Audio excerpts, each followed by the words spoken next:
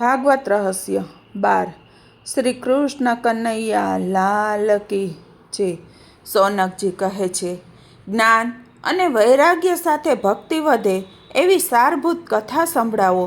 આપ એવી કથા સંભળાવો કે ભક્તિ પૃષ્ઠ થાય, કનૈયો વહાલો લાગે અને સંસારના વિષયોમાં સુગ આવે। સંસારના વિષયોમાં અરુચિ અને પ્રભુમાં રુચિ એ કથાનું ફળ છે।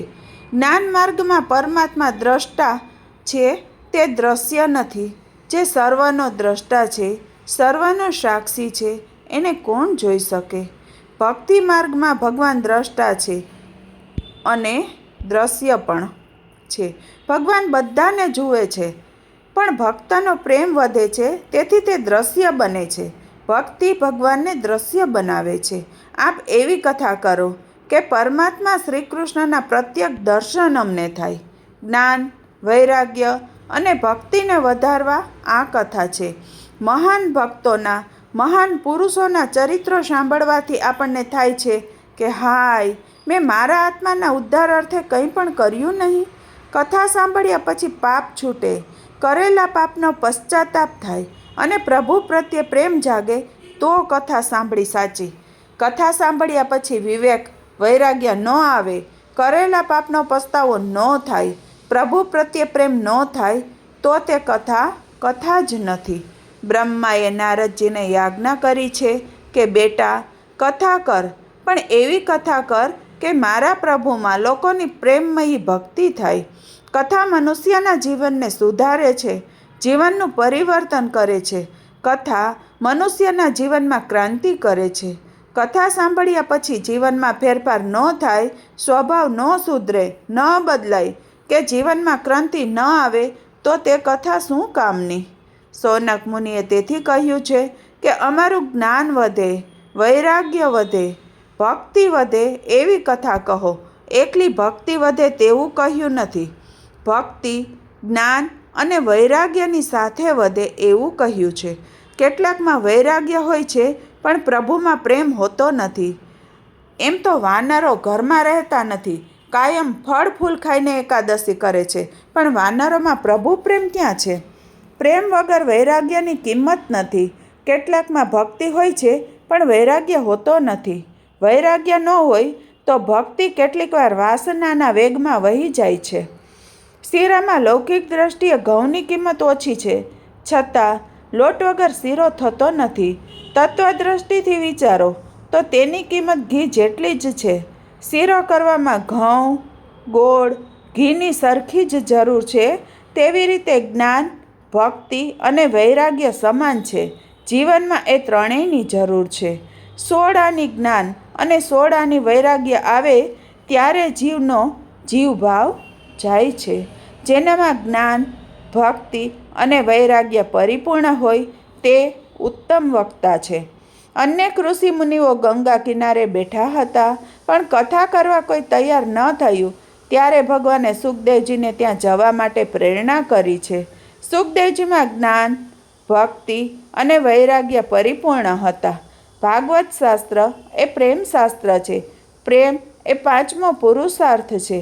કૃષ્ણ પ્રેમમાં દેહભાન ભૂલાય તે ઉત્તમ પ્રેમનું લક્ષણ છે। પરમાત્મા પ્રેમીને જ પોતાનું સ્વરૂપ બતાવે છે। જ્ઞાન માર્ગમાં જે પ્રાપ્ત કરવાનું છે તે પ્રાપ્તિ છે। જ્ઞાન માર્ગમાં જે મળેલું છે તેનો અનુભવ કરવાનો છે।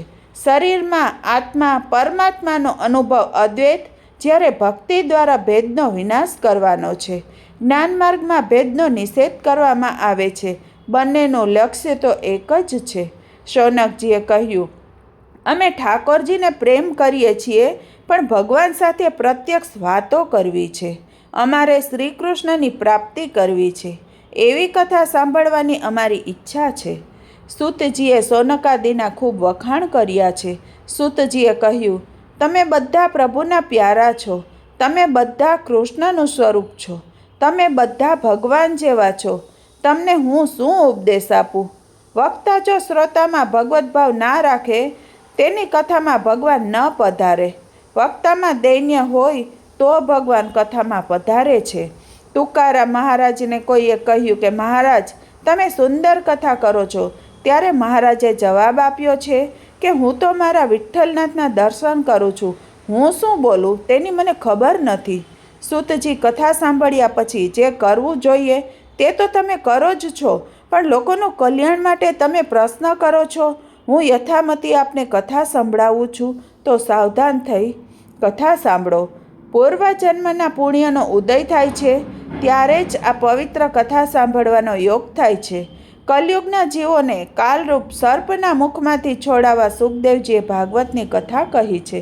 જ્યારે સુખદેવજી પરીક્ષિત રાજાને આ કથા સંભળાવતા હતા ત્યારે સ્વર્ગનું અમૃત લઈને દેવો ત્યાં આવેલા. દેવોએ કહ્યું, સ્વર્ગનું અમૃત અમે રાજાને આપીએ અને કથાનું અમૃત અમને આપો. સુખદેવજીએ પરીક્ષિતને પૂછ્યું, આ કથાનું અમૃત પીવું છે કે સ્વર્ગનું અમૃત પીવું છે? પરીક્ષિતે પૂછ્યું, સ્વર્ગના અમૃત પીવાથી 100 લાભ થાય છે. સુખદેવજી કહે છે, સ્વર્ગનું અમૃત પીવાથી સ્વર્ગનું સુખ મળે છે, પરંતુ સ્વર્ગનું સુખ દુઃખ મિશ્રિત છે. સ્વર્ગનું અમૃત પીવાથી પુણ્યનો ક્ષય થાય છે, પણ પાપનો ક્ષય થતો નથી. કથામૃતથી પાપનો નાશ થશે. કથામૃતથી ભોગ વાસનાનો વિનાશ થાય છે. તેથી સ્વર્ગના અમૃત કરતાં પણ કથામૃત શ્રેષ્ઠ છે. રાજાએ કહ્યું, મારે તો આ કથામૃતનું જ પાન કરવું છે. મારે સ્વર્ગનું અમૃત જોઈતું નથી. 7 જ દિવસમાં જ્ઞાન અને વૈરાગ્યને જાગૃત કરવા માટે આ કથા છે. આપણામાં જ્ઞાન ને વૈરાગ્ય છે, પણ તે સૂતેલા છે, તેને જાગૃત કરવાના છે. આગળ કથા આવશે કે જ્ઞાન અને વૈરાગ્ય મૂર્છામાં પડેલા છે. 7 જ દિવસમાં જ્ઞાન અને વૈરાગ્યને જાગૃત કરી ભક્તિ રસ ઉત્પન્ન કરવા માટે આ કથા છે. ભાગવત સિવાય એવો બીજો કોઈ ગ્રંથ નથી જે 7 દિવસમાં મુક્તિ અપાવી શકે.